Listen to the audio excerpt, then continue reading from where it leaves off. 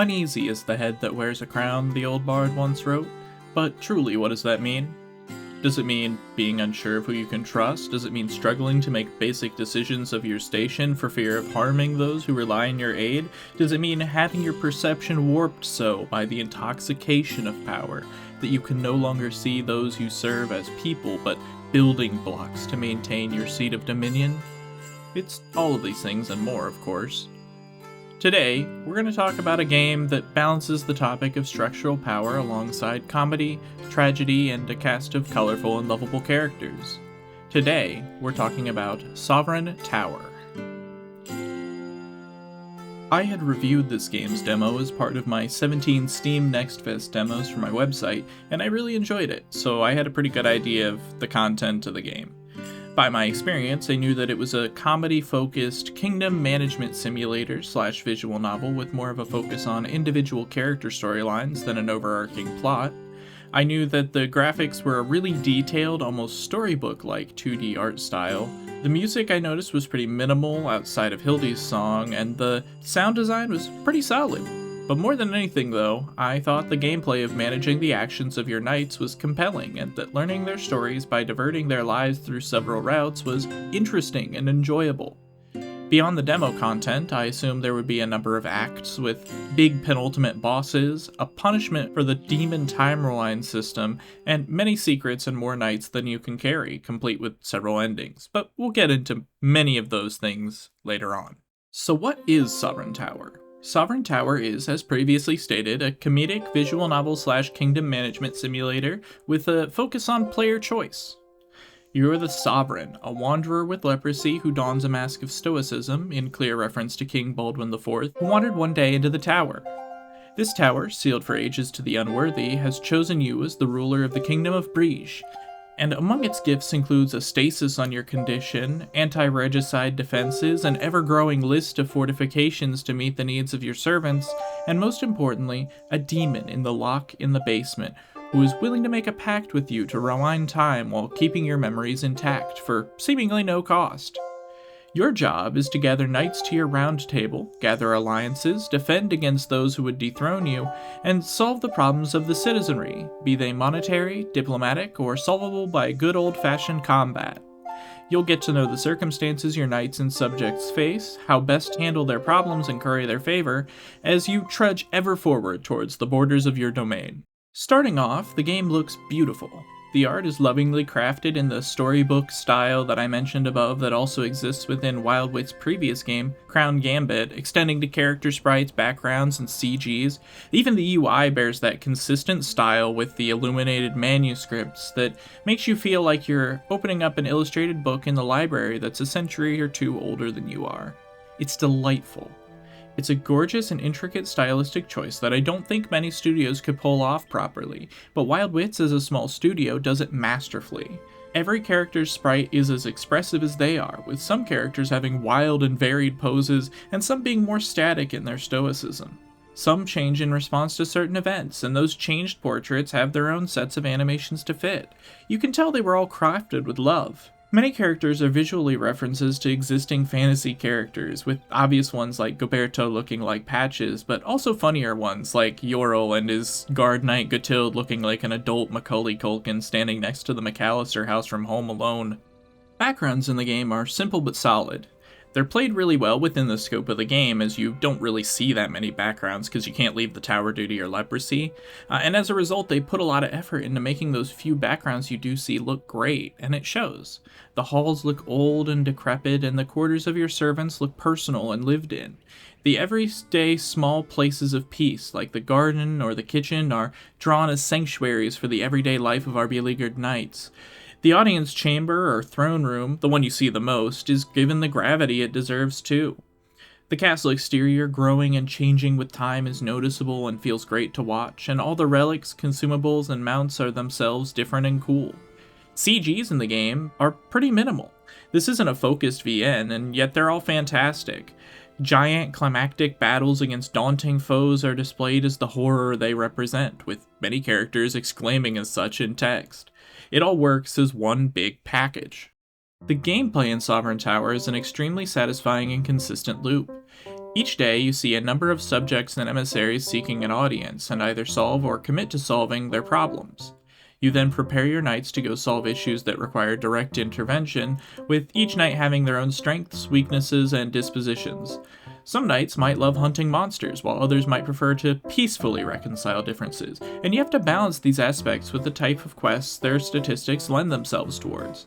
It's no use having a knight that loves doing diplomatic work if their charisma isn't very high, after all, so they'll never succeed at those quests. For the most part, this is solvable for any outliers, though. As knights complete quests, they gain experience and level up, allowing you to place a point in any stat of your choice to help round out weaknesses or make them better at their strengths. It works really well, and I've found the decision making of where to place each point to be a really compelling way to handle character growth. Alongside this, characters will have their own character-specific quests, which can involve simply talking to them before missions, or can involve sending them on specific quests, giving them specific items, or other more complex dealings. It all works quite well, and I think this is where the strong suit of the game lies. Along that same vein, the game cares a lot about player choice. Most things you say are attributed to one of 4 sovereign archetypes: audacity, wisdom, tyranny, and kindness. And over time, by making decisions towards one of these paths, you'll rank it up, and by reaching certain thresholds, you unlock new color-coded dialogue options for them. While this obviously affects the progression of individual parts of your run and how easy it is to curry favor with different factions of people, it also inevitably concludes in your ending, with a number of endings available based on how you acted, a neutral catch-all ending, and a more specific true ending with its own requirements.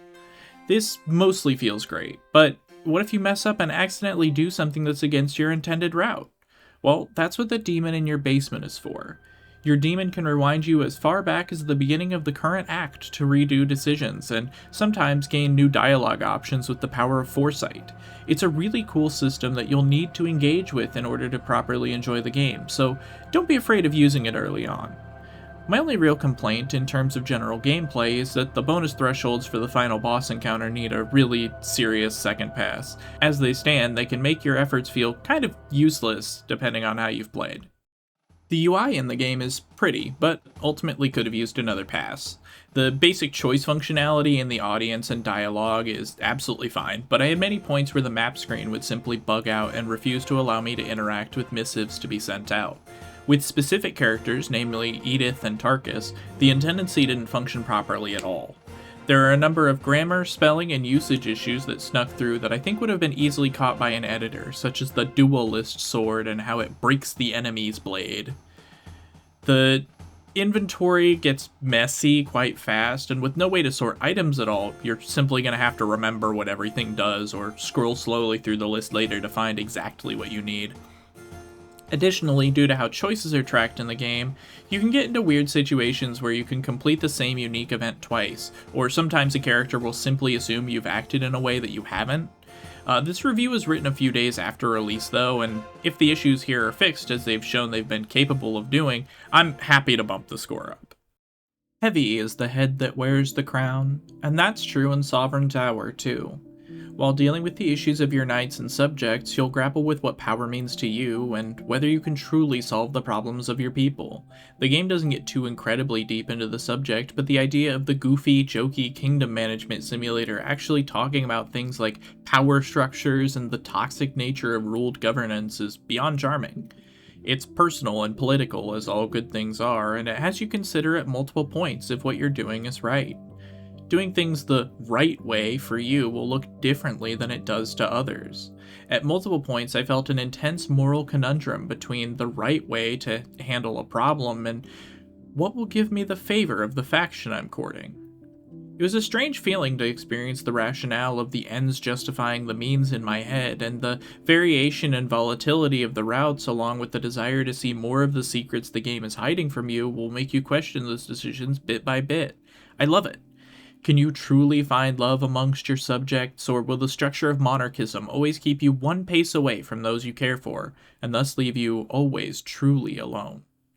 It's small things like this that the game touches at while keeping an upbeat and often hopeful tone. You help little people with their little problems, which inevitably causes problems for other little people.